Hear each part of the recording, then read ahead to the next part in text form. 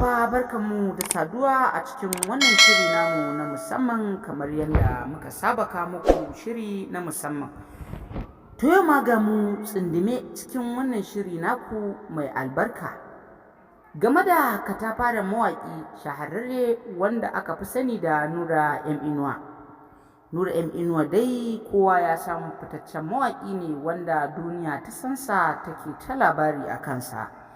To yau ma ga mu ɗauke da rahoton kai tsaye domin farantawa al'umma masu sauraron waƙar Nura M Inuwa a kowane irin lokaci.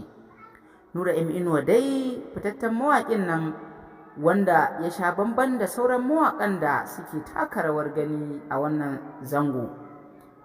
Kamar yadda ka sani kuma na sani, shahararren mawaƙi Nura M Inuwa ya ɗaukaka sosai kuma sannan ya samu lambobin girmamawa game da irin fagen waƙar da ya koma yi. Mawaƙi Nura M Inuwa yana tsara waƙoƙinsa ne cikin salo na musamman, wato ƙayataccen salo domin burgewar dai shine irin yanayin da yake saka muryoyinsa suna tafiya daidai da yanda masu sauraro suke so. Nura M Inuwa ya yi waƙoƙi da dama a cikin mawaƙan da suke taka rawar gani a wannan lokaci. An yi ittifaƙin cewa babu kamar Nura M Inuwa a adadin yin waƙoƙi da yawa da kuma rera waƙoƙi na wato fina-finai. Wannan mawaƙi ya karɓi lambar girmamawa da dama wanda ba kowane irin mawaƙi ne ya samu ba a wannan ƙasa tamu Najeriya. Saboda haka ya wallafa wannan waƙa domin farin ciki ga wata gagarumar mace wacce aka yi wa laƙabi da suna Hanan. Shi ya sa yau wannan waƙa wato suna da cewa sunanta Hanan, wato Hanan Amarya, domin wannan waƙa ta biki ce.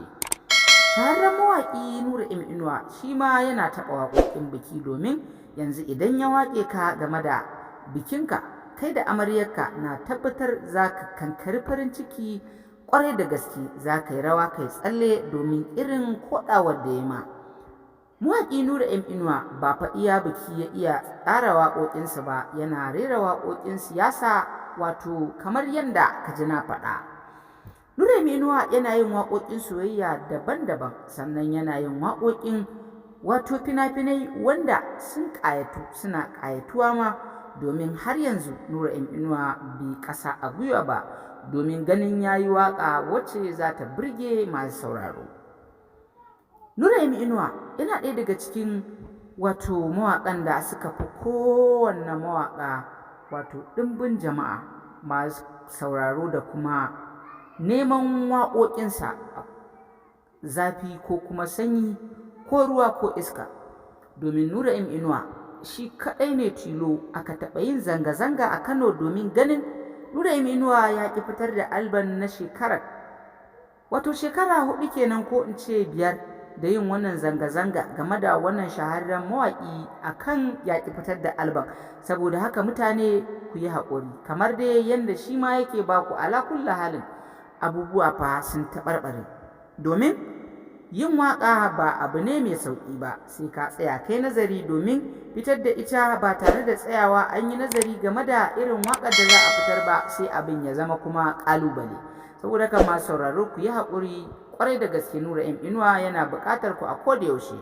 Kada ku manta ku dinga mana like da sharing, sannan ku dinga aje mana comment a tashoshinmu. Mun gode da sauraro tare da fatan Allah ya sada mu da